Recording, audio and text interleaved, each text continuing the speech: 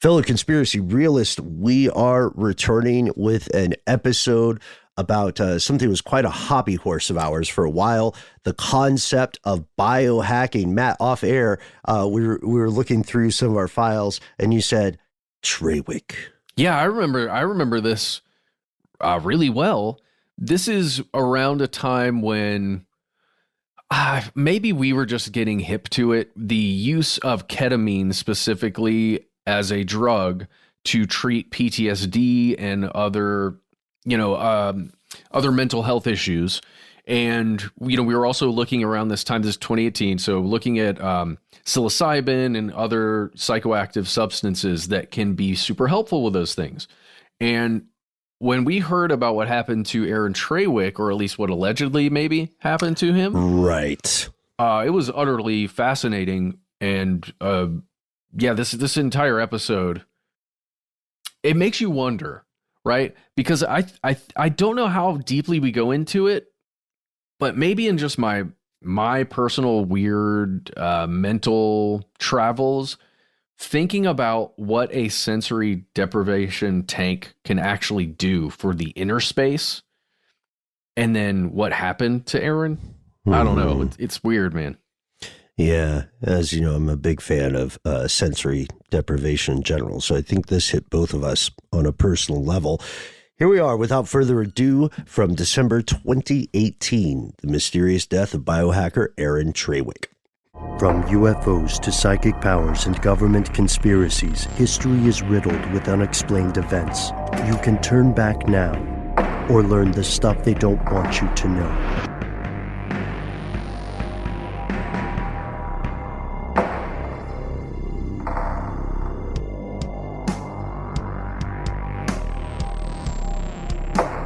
Hello, welcome back to the show. My name is Matt. My name is Noah. They call me Ben. We are joined with our super producer, Paul, Mission Control Deck, and most importantly, you are here, and that makes this stuff they don't want you to know. I have a question for the table and for everyone listening to set off this episode. Here it goes. If you could enhance yourself through some sort of technological or even genetic means, what kind of thing would you guys choose? I would want a spoiler. You would want to spoil it, like as on an automobile? Yeah. Okay. So I could run faster. I would cut down my wind resistance. So I'd wear a windbreaker and then have my spoiler, and I would be unstoppable. Gotta correct you here, though. That spoiler, and you tell me if I'm wrong about this, but I think that spoiler is to actually provide a tiny bit of drag, isn't it? To push the air down a little, downforce? I need some downforce, form a running sitch, and that's what I'm looking for, a spoiler. Would it be mounted on like your posterior or your shoulders? But yes, it would be on both. Oh, I would have dual spoilers. Oh my God! Because surely where one is good, two is better. Dude, double good. That's what a lot of mods think. Mm-hmm. Add some air vents, and you're good to go. Yeah. What about you, Matt? For me, it would be something that would enhance my either vision or hearing capabilities. Mm-hmm. I think hearing would be a lot of fun, especially because I've got pretty bad hearing as of the moment due to those drums. You're really making me feel like I've squandered my choice, man. I should have thought this through a little more. I guess I would want to live forever. You would want to live forever? I mean, if wishes are horses. Yeah, I get. Okay, totally. They are horses. Live forever with the option to kill myself. So somehow... Well, that's always on the table. Yeah, tell me about it. Somehow modify your cells to not die off in some way. Right, to prevent some of that inevitable decay. Yeah. There's good and bad news, right? The good news is that in each of the things we described, and we'll ask Paul off air, in each of the attributes we described, while we may not be able to get the full realization of our wishes, we have different types of technology that can help us. We have the technology, to quote Bionic Man, to build, for instance, a spoiler hoodie, right? Or spoiler slacks. We have hearing technology that can improve someone's natural hearing. We do have some anti-aging stuff, but that's probably more controversial. It's weird because we're talking today sort of about do-it-yourself medicine, DIY medicine. And human experimentation has been, historically speaking, one of the most controversial issues in this realm. The controversy continues in the modern day, here in 2018, because recent medical innovations and breakthroughs have allowed for affordable, if super risky, self-experimentation. We have officially entered the age of do-it-yourself biology. It's sometimes referred to as biohacking. Next question, what the hell is that? Well, this one's also interesting because the human experimentation that we're talking about historically has often been against people's will, and this adds another angle to it. It's almost like assisted suicide, where it's like, this is my body. Do this to me. I would like to do this to myself. So who is the onus of responsibility on? Is it on the individual doing it or on the people that are secretly doing this research and not going through the proper channels? And we'll get to that, right? Yeah. And so the concept of biohacking itself has to do with any kind of activity that exploits genetic material. This is going to be like humans and their genetic material, or animals, but in most cases with the DIY stuff, it's on yourself, so it's human genetic material. And you're experimenting with this stuff without regard to whatever the accepted standards are, like what the FDA might say. And this is generally done for either these kind of self-startup kind of ventures, or for just an individual, or sometimes even for criminal purposes. Yeah, that's what you will hear alarmist reporting. They'll say these crazy kids, these insane biohackers are going to change something about themselves, or potentially in the future, something about their unwitting victims. And this sounds like it's the stuff of science fiction, but it is real to some degree. And it's related to other disciplines. You'll hear other words described in the same conversations. There's grinding, the practice of installing technological devices in the human body, such as magnetic sensors. I think we talked about that on the show previously, right? Yeah, a lot of times you'll hear the term wetware when dealing with these things. And it's also related to something called nutrigenomics. Have you heard about this one? This one I had not. So it's the use of it's leveraging genetic information to determine effects of nutrition and how the foods you intake and the substances you intake can affect a change in your biology. Oh. Of course, neither grinding nor nutrigenomics are particularly new. People have been installing medical devices in human bodies for decades and decades and decades. If you're listening to this, you have probably at some point met someone who had a pacemaker. Yeah. And on the subject of nutrigenomics, it's really easy to say, hey, isn't that just, a diet? Isn't that just like eat better? Yeah. Or are we talking about like some of these Alex Jones remedies, bone broth? Yeah, whatever, ingesting. Then at what point does something go from the realm of food to the realm of drugs? You know what I mean? Like if it's like a supplement versus a medication.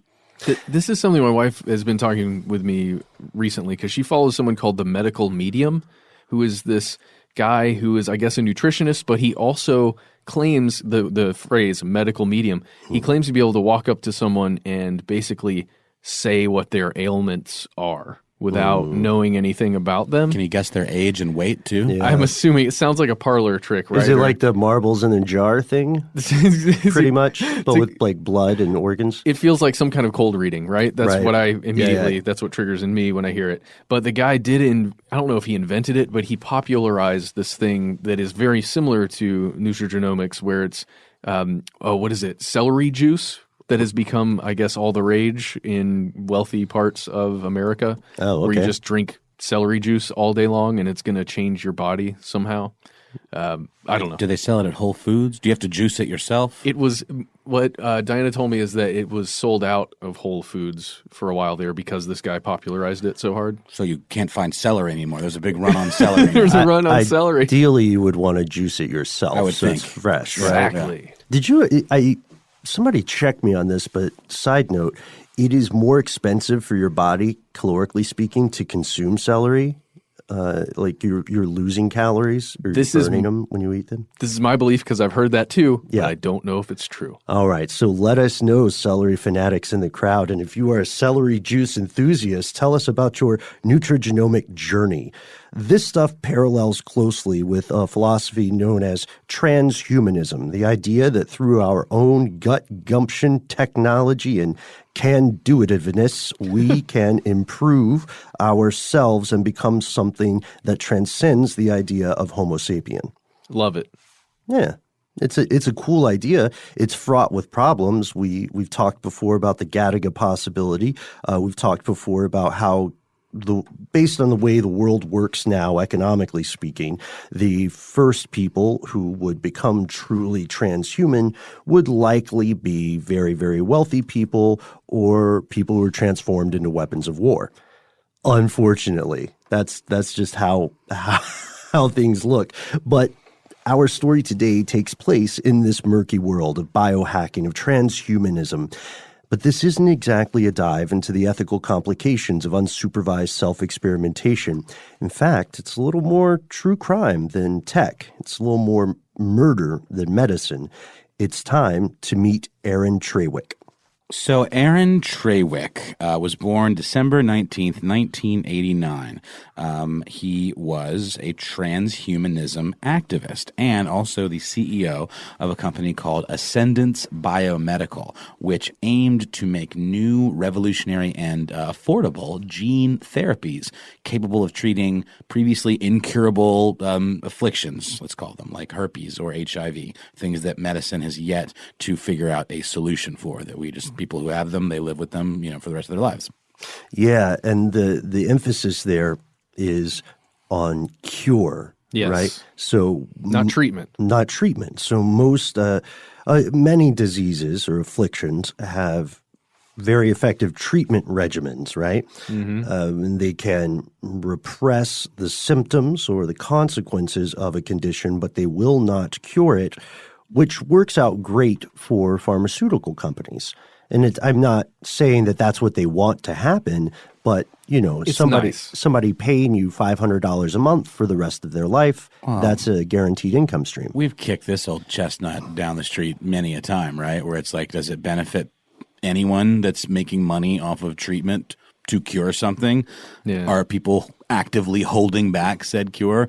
I mean, it's a question that we ask all the time, and I don't think we've seen definitive proof that yes, that's definitely happening, but it sure makes sense. There's definitely motivation there, and it's true that making drugs here in the U.S. is a labor-intensive, very, very difficult process. Lots of time. Lots of time, not just because it's a needle in the haystack, and the haystack is the human body, which we still don't fully understand, but also because of the bureaucratic oversight that's required.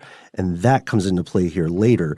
So Traywick was born in D.C. He lived in Alabama. He graduated with a degree in interdisciplinary studies, which is sort of it's a very customizable degree, I guess is a good way to put it. So interdisciplinary studies will have you encountering your basic prereqs or your core classes, the 101s, the 1101s, and then branching out into stuff that interests you more, like the intersection between history and biology or so on. Traywick had no clinical science background whatsoever, no formal training, no research experience, and critics were quick to point this out. His critics and opponents also hated his frequent use of the C word, or cure, because they felt it was essentially begging for increased scrutiny and then possible litigation or legal action from the FDA, the Food and Drug Administration. His first big splash into the world of transhumanism and biohacking came about in 2016 when he worked with an outfit called the Global Health Span Policy Institute, a nonprofit advocating investment in unorthodox, radical approaches to anti-aging treatments.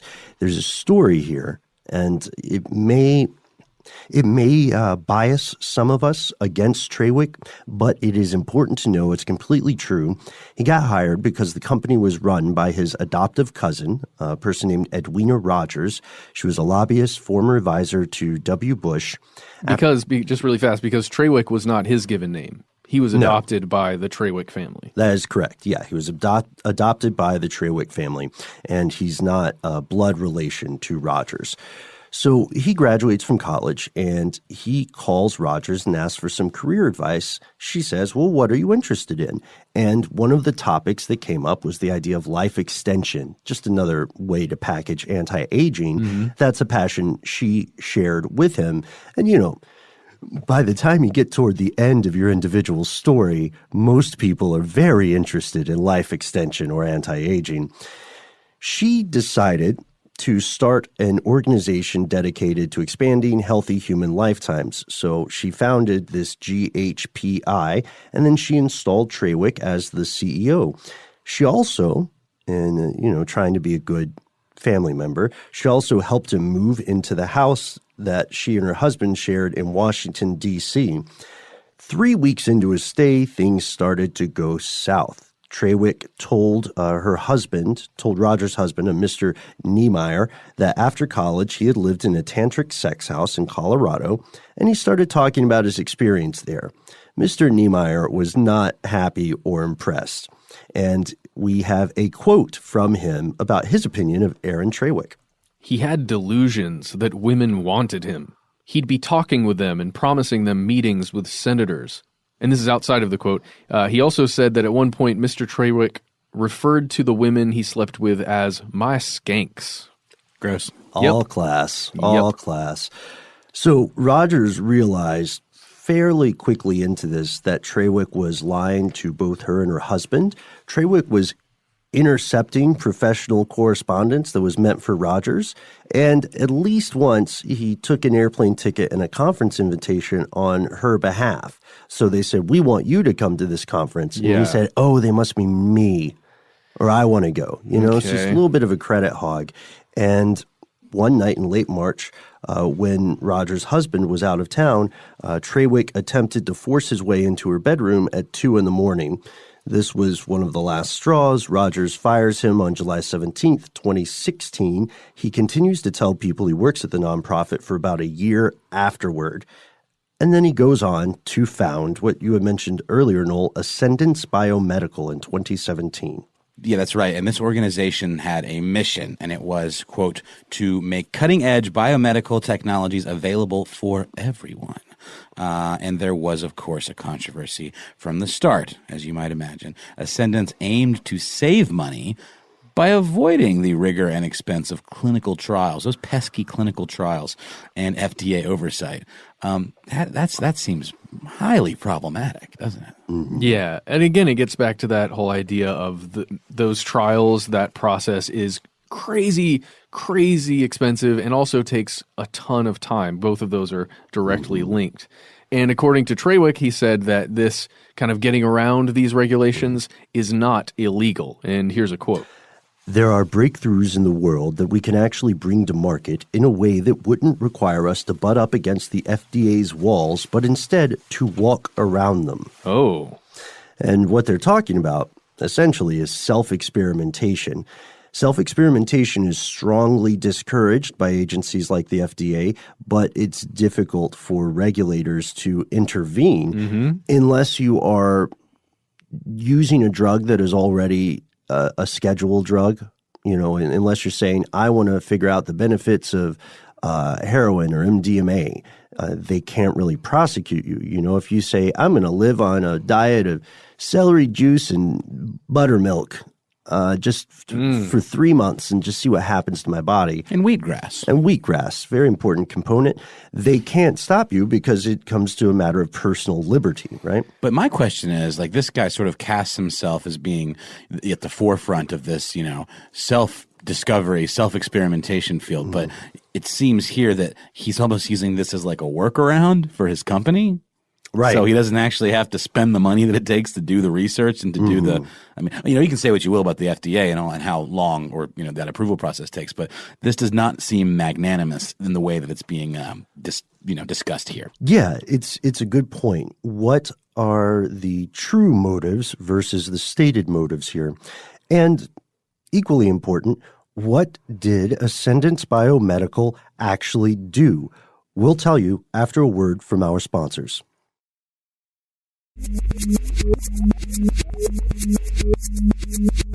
And we're back. Now, I think something that sets Ascendance apart, as well as Aaron Traywick, is kind of the showmanship that he had and some of the more radical things that he was willing to do in front of a live crowd. Yeah. In October of 2017, the company Ascendance Biomedical shared a live broadcast over the internet airwaves, Facebook specifically, and it featured Traywick and one of his colleagues / associates, a guy named Tristan Roberts. Tristan Roberts had HIV, and he injected himself with an untested experimental gene therapy. This was presented as someone saying, let's get rid of this unnecessary red tape holding us back. Tristan, in the video, does say, he indicates that he has consented to this. It is his choice. It's his body. So legally, there's not really too much you can do about it unless you can prove the guy was coerced. But then they had another similar experiment that involved Traywick himself. Yeah, he injected himself with something that he referred to as research compound. And in a later interview, he referred to this as a treatment. And another term bound to catch the unwanted attention of that old FDA. And it turned out that this was, at least from everything I've read, a herpes treatment. Right. That's right. And, both of these actions feel very radical to me personally. Sure. Going on a live stream to inject yourself and or your associate to inject himself with something and it's gene therapy of all things. Well, that's part of the strange dissonance in the guy's character that we're talking about. He publicly compared himself to Jonas Salk and several other, or like Louis Pasteur, several other great scientists of note, great innovators of medicine. Yeah. Self-experimentation, though, at what point does it become just performance and spectacle?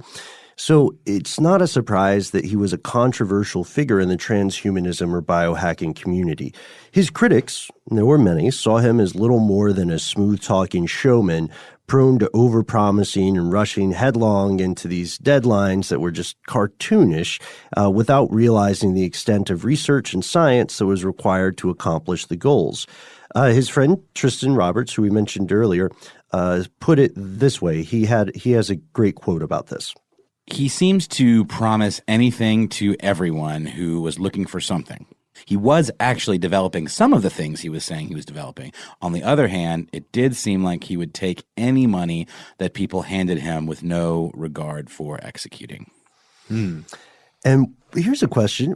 Let's stop for a tick here. Why are all these people speaking of Aaron Traywick in the past tense? Well, it's because he is dead. That's correct. On April 29th, 2018, the body of Aaron Traywick was discovered floating in a sensory deprivation tank at SolX Float Spa in Washington, D.C.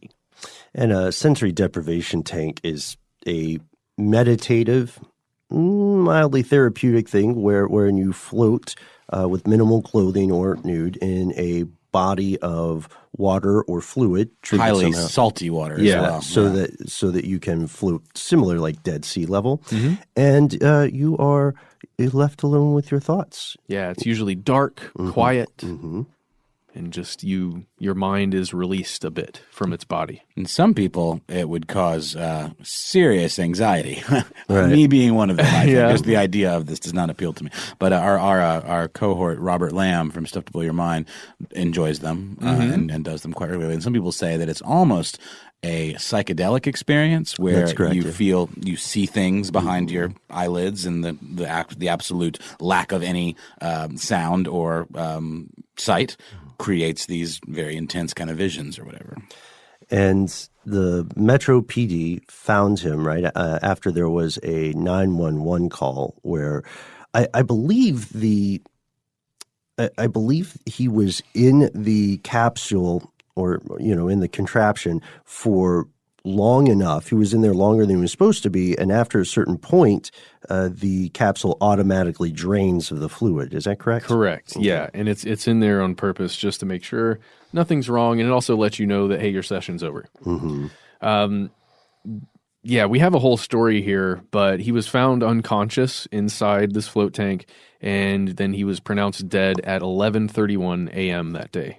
So there's a bit of a story here. Apparently, Traywick scheduled a same-day float, and he scheduled it for 9 a.m. in the morning. He showed up about 25 minutes late. Then he got in there, he signed the standard waiver, and then the sole ex-co-owner, I can't say the name. Pedramin Vaziri. There you go. Arrived at about 10:49. So if it's an hour-long session, he shows up about 20 minutes late. That puts it about around 25-30 minutes after the session should be ending for Traywick. And the co-owner asked, like, why is somebody still in this float room? It was scheduled for this time. There's someone still in there. And it became pretty clear that something was going wrong, and they realized that the door to Traywick's room was ajar. And this is not something that would generally happen when you're in one of these sessions. Again, you want it to be quiet, you want to be alone. Generally, someone who's going to get into one of these gets nude, or at least close to nude, so they want a bit of privacy. The door was ajar. That they noticed that, and it was strange, right? Not the tank lid, but the door to the room that has the tank in it. Right, and it's like an individual tank in each room. Exactly. Okay. The room itself was also dark. There were no lights on, and it's those sensor lights where if someone would have gotten out of the tank, even opened the door to the tank probably, that movement would have caused the lights to turn on. But it was dark. And then they opened the tank's lid, and they saw him in there, and he was unconscious. But again, like you said, Ben, it had already been drained by that point. Right, yeah. So at first they said, we don't have any evidence to suggest foul play.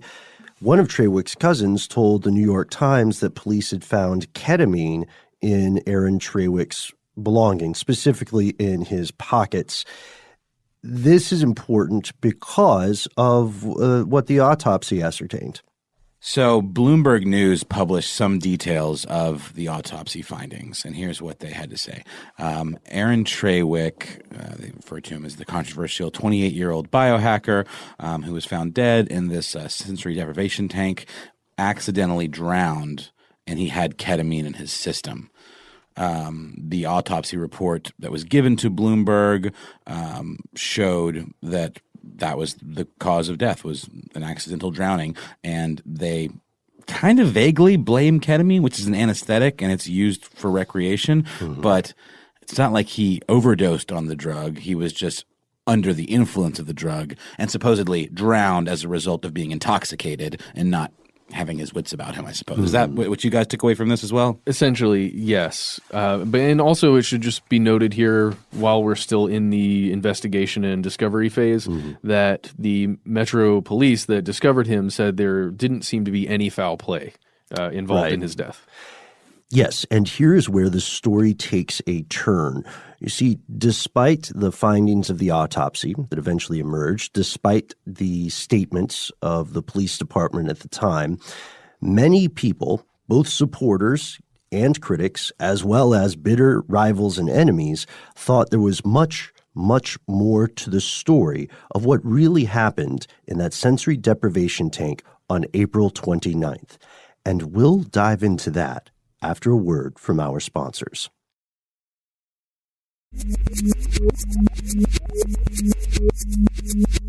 Here's where it gets crazy. We have a couple of big questions here that, as Ben said right before the break, have been posed by everyone from his best friends to his most bitter enemies.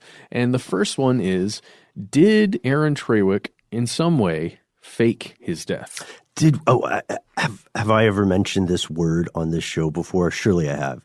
The technical term for when somebody fakes their own death? Say it. Pseudocide. Pseudocide. It's a real thing, pseudocide. That's interesting. Is that a band? Is that a band already? It should be. It sounds like it could be, but yeah, just the word pseudo and then side. Sort of like regicide is death of a king, fratricide, killing of a brother, right, or a relation.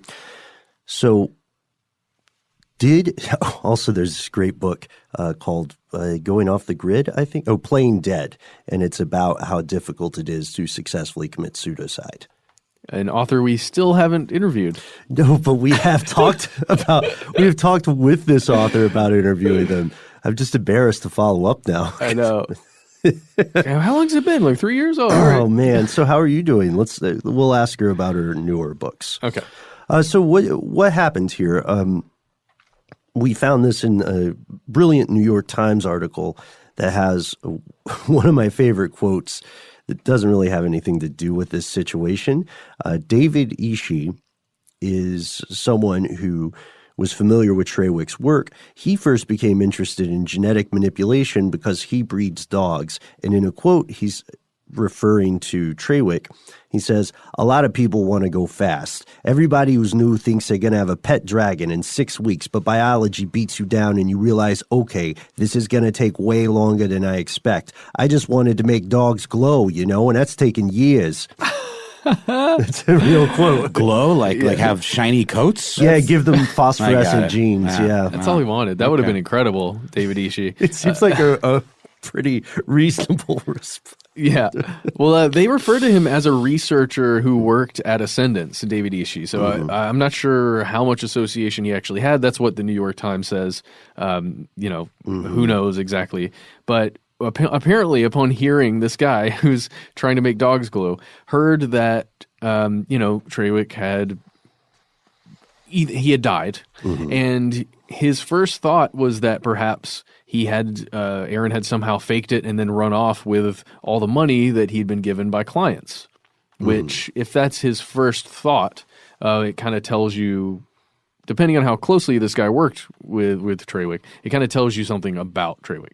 And then another person, Tristan Roberts, who we heard from before, said, he was a biohacker who worked with Ascendance. He thought the same thing, and he even says that perhaps the body was just a very convincing clone. He joked about it after hearing about Aaron Traywick. Ouch. And then there's the other possibility. This goes back to that door slightly ajar. Was Aaron Traywick murdered? Okay, so New York Times reported that this person, Kelly Martin, who was one of the founders of Ascendance Biomedical, had her own theory about the whole situation, and it hinted at a different conspiracy. And here's a quote. There's speculation, if you watch Aaron's last video, that he was going to provide disruptive technology that would upend Big Pharma. And also she goes on, quote, "He said that we were close to coming up with something that was pretty revolutionary." Interesting. It is interesting, and it seems like the kind of claims this dude would have been known to make. That's the thing. Yeah, exactly. And it's so vague. But it's big. It's huge. It's exciting. I can tell you because we have a rapport. I mean, everything we know about this guy up to this point makes me see him as kind of like one of these kind of fake it till you make it tech bro startup guys, who just kind of like talk a big game in the hopes people will throw money at them, and then they kind of figure it out as they go along, Yeah. I mean, I'm not saying he didn't have some smart ideas or wasn't working on some interesting stuff, but it doesn't scream Integrity. Integrity, thank you. Yeah. Yeah, so let's play the reindeer games for a little bit longer and let's say, okay, what if, just as a thought experiment, what if this was a case of homicide? It is easy to make someone drown, and it's not impossible to make it look like an accident. So for people who believe that Aaron Traywick was murdered, they will raise several different, let's call them species of suspects and their motivations. First off is the FDA. We have a quote from a guy with a really cool name, Zoltan Istvan. Right? Zoltan, like the machine in Big? Zoltan, yeah. Wasn't that his name? Wasn't he the great Zoltan? That's amazing. Zoltan Istvan. He's a futurist who, and at the time that he's quoted, he was a libertarian candidate for the governor of California, and he was talking to The Independent, which is a great paper out of the UK. "I immediately thought of an FDA conspiracy theory when I heard that Aaron was found dead. Our medical system is not one to find cures, but to keep people alive as long as possible while they're sick to make money off of them." And then Tristan Roberts had a quote that also echoes sort of the same thing. Yeah, he said, I have always felt that the threat from humans profiting off the status quo was greater than the experimental therapies themselves. So as though the outside forces that control the current medical situation were more dangerous than the things that were being injected into yourself on a live stream. It's right. So interesting. The idea here is the gist of it, right, is that Traywick is too dangerous or disruptive to the existing status quo of medicine and money. And in the case of the FDA, the idea is that he was murdered because he was threatening the FDA's monopoly on drug approvals and clinical trials. And it's actually, I don't want to sound insane here, but it's actually pretty difficult to get approval for any kind of clinical trial. Back when I was trying to buy a transcranial direct current simulation device, you had to jump through a lot of hoops just to even get on the phone with someone who would sell them. And I was beating my head against this. So I can see the appeal of biohacking. You can also find some great forums online with instructions to build your own transcranial simulation device. But nowadays, luckily, well, it's still kind of gray market, you can buy one.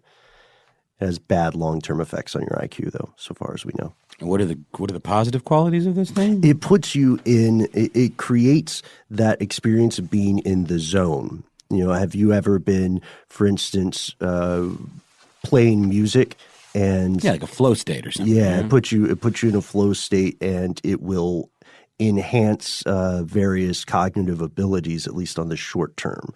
But until it rips them away from you. Yeah, but is it a Flowers for Algernon I was about to situation? Say. Yeah, exactly. There's not very good publicized long-term studies of the effects. And I imagine that would be the case. I don't know. I mean, even with FDA trials, it seems like there's so many medications that we don't fully understand the long-term effects of yet, even if they've gone through the proper trial. So I would imagine with some of these genetic enhancements or these genetic therapies or whatever, even if they did fix something up front, who knows if the problem they caused down the line maybe didn't outweigh the positive thing they did, you know? And you know, Big Pharma will show up later in this podcast, but we also should make a point that there's some corruption in those FDA trials. If Pfizer really wants to get something through, the FDA will probably let it happen. Well, I mean, with all the opiate epidemic stuff we've been talking about, and they just now approved an opiate that's like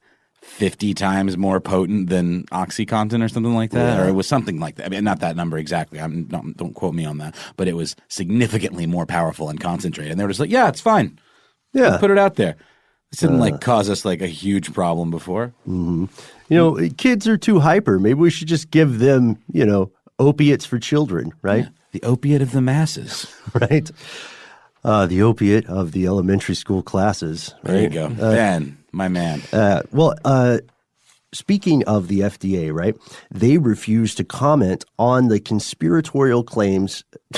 It's not a surprise that they didn't have someone come out and say, hey, guys, we know there's been a lot of talk about us hunting and killing biohackers. We just want to say that specifically we didn't do Aaron Traywick. Because that sounds really sketchy. So instead, one of their spokespeople pointed to a webpage that the federal agency published shortly after Tristan Roberts injected himself with that attempt at an HIV cure. But the FDA does have a position on this. I mean, you know, it's a little bit of kind of showmanship, kind of and almost snake oil salesmanship as well when he says, oh, no, it's fine. This isn't actually illegal. But my question at the top of the show was, yeah, maybe it's not illegal for an individual to try whatever method of treatment they would like on themselves, whether it be some kind of, you know, herbal remedy or injecting something that's given to them into their body. But at the same time, it's illegal to take illegal drugs. So that's obviously that argument doesn't always hold up, does it? We can't do whatever we want with our bodies, can we? Anyway, point being, that's his argument, is that whatever an individual wants to do to their body is okay as long as that individual gives consent for them to do it. The FDA sees it a little differently. This is what they say. FDA is aware that gene therapy products intended for self-administration and do-it-yourself products, or kits rather, to produce gene therapies for self-administration are being made available to the public. The sale of these products is against the law. FDA is concerned about the safety risks involved. Consumers are cautioned to make sure that any gene therapy they're considering using has either been approved by FDA or is being studied under appropriate regulatory oversight. As we know, the whole point behind this guy's company was to avoid regulatory oversight of any kind. To walk around. Yeah, to circumvent it, using this argument of it's my body, I'll do what I want. But we know that doesn't really hold up. And it's not your body as soon as you start selling it to other people, that yes, treatment. Exactly. So it doesn't ring true. And then there's the other species, or the related conspiracy theory about this that concerns big pharma, either operating independently or in cooperation with the FDA. And it's pretty much the same thing, but they mad lib it a little and they just switch out FDA for big pharma. However, there are some pretty significant problems with both of these theories. First and foremost, multiple people will say that Aaron Traywick was much more of a glad-hander and a publicity hound than, someone doing the actual work. We've all met people like this. One of the sayings I like to throw around is everybody wants to eat, no one wants to cook. It's pretty common, like if you've ever done group work in college, you've probably run into a situation where there might be one person who's just doesn't seem to care, but you all get graded accordingly. And your professors, I don't know, I hope they would be understanding, but I've been in college where that kind of stuff happens. And Traywick, according to his critics, again, this is the view of his critics, was someone who was very anxious to take credit for things they didn't actually do, right? And to shortchange the people, his scientists, his contractors, his Tristan Roberts and so on, and then go on the publicity tours, interview circuits and what have you. But if he was, the thing is, if the critics are right, and if he was one of those types of people, murdering him would not solve any of the problems for the FDA or Big Pharma, because the actual people doing the work and creating these genetic manipulation substances would just continue to work. And there's a brutal but possibly valid argument that they might do better work once Traywick was no longer at the top and pushing them toward these deadlines that made them cut corners. And then secondly, I don't know, this is something that feels weird to me about this. Why would you engineer a death through ketamine? Like, couldn't you have an accident? Couldn't you have a car accident? Couldn't you have something that looks like a heart attack? Well, in a way, this was an accidental death, right? Yeah. At least, whether there's ketamine or not, the drowning could have occurred. I've heard ketamine is a pretty all-encompassing, intense situation where you feel like you're outside of your body, and it's a whole dissociative, I believe, is the type of drug it is. So I could imagine that taking it and being submerged in a situation like that might not be the smartest idea. Although I hear that it is a common thing to take something that would provide some form of hallucinogenic effects while in one of these things. DMT, LSD, but ketamine's I never different, heard right? of that. That's what I'm saying. I've never thought of it as being that's why they call it a K-hole, right? Yeah. I don't know. I've definitely never messed with anything like that before, but I've, it's been described in movies. It's a club drug, right. In the UK, it's very popular. Yeah. People take it and go to raves and stuff, but I don't understand how that would work. If it's a tranquilizer, I thought it was a horse tranquilizer, veterinarian. Yeah, an animal tranquilizer. Used for animals, yeah. But to your point, Ben, everything you've been saying here, it strengthens the idea of our third possible suspect. The arguments you're making about his personality, how he functioned within the company, how he functioned on a work level, it does make it seem like maybe it was somebody who he had wronged. Yeah, let's say someone killed him not because of his talent for, bilking the work of others, but for some sort of personal vendetta, right? Let's talk about those upset investors and or those rivals in the biohacking community. Former business partner, a guy named Rich Lee, noted that Traywick had ripped off partners, ripped off researchers, and ripped off the public. He also, Traywick that is, allegedly owed money to fellow biohackers. Originally, Lee and all these partners thought that Traywick was very professional, and he was supposed to issue them all shares or stock in a company, but Lee says he screwed them all over. Also, Lee, here's a side note about Rich Lee. he originally, one of his breakthrough inventions was a piece of wetware, a vibrating penile implant called the Lovetron 9000. And he was interacting with Traywick in this regard. Wait, he was interacting. Well, sorry. In a business sense regarding this invention, Traywick wanted to own 75% of the profits made from sale of the device in exchange for providing funding, and Traywick only offered to pay him $5,000 to get it off the ground. And he said Mr. Lee had to pre-sell the implant before it was finished and tested.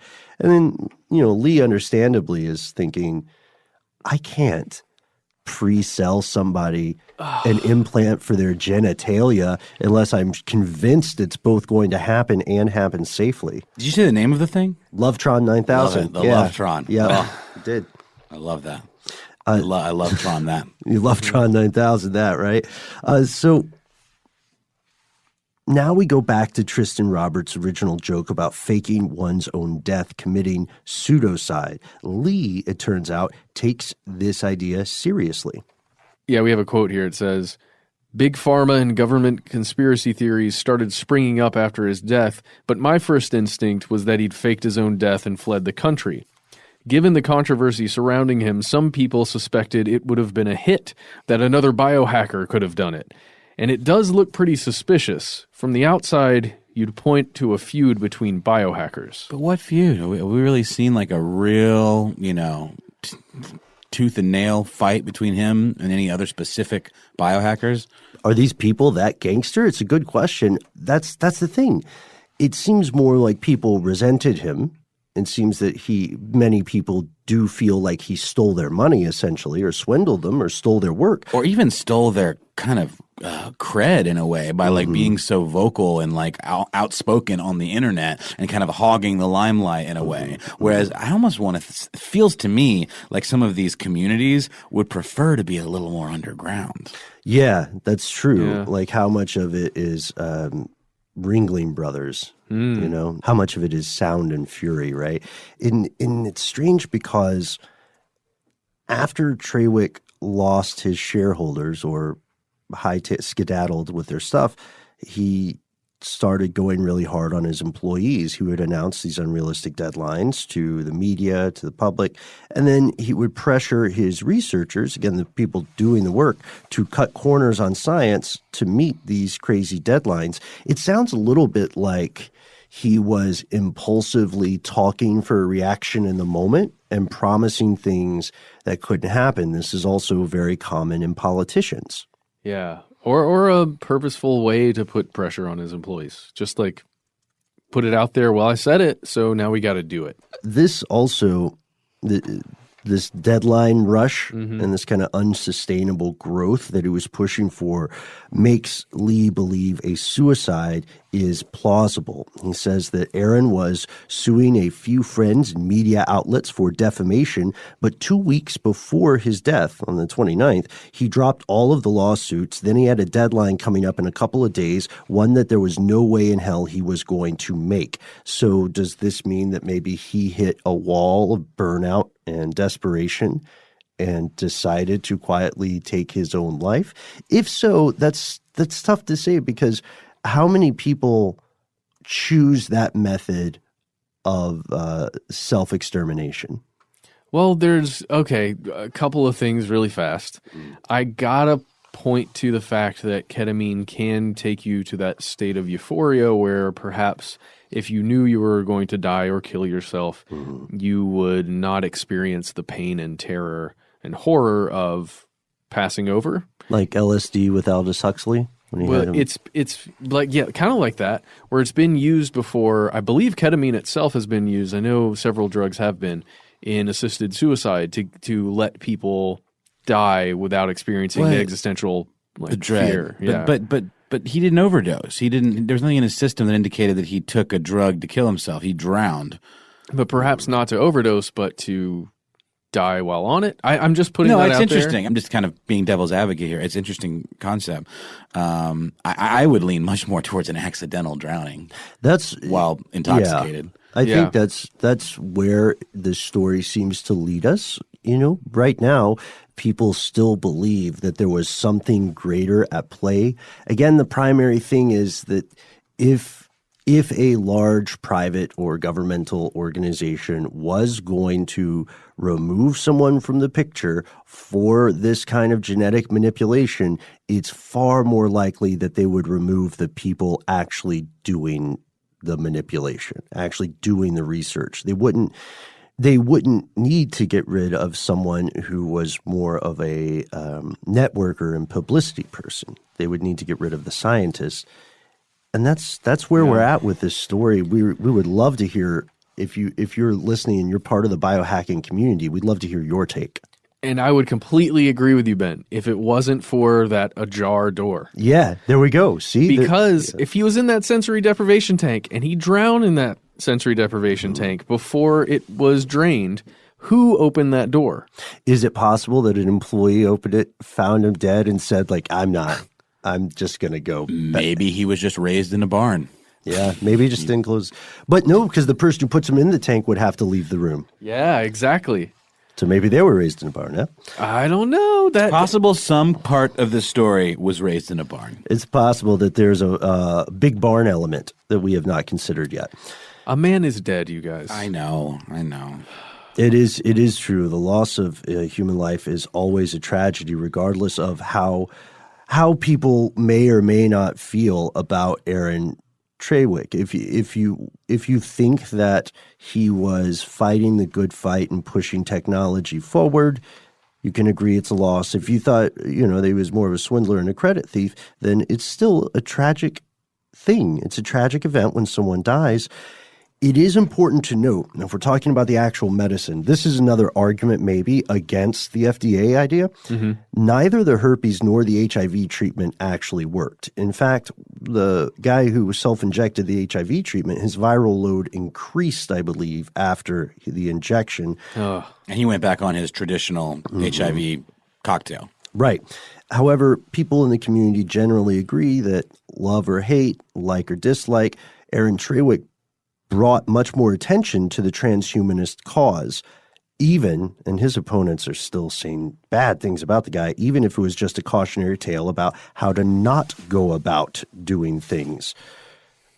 I got two small addendums that might be of interest. So right before his death, Aaron Traywick was planning a CRISPR trial in Mexico at a place called the International Biocare Hospital and Wellness Center.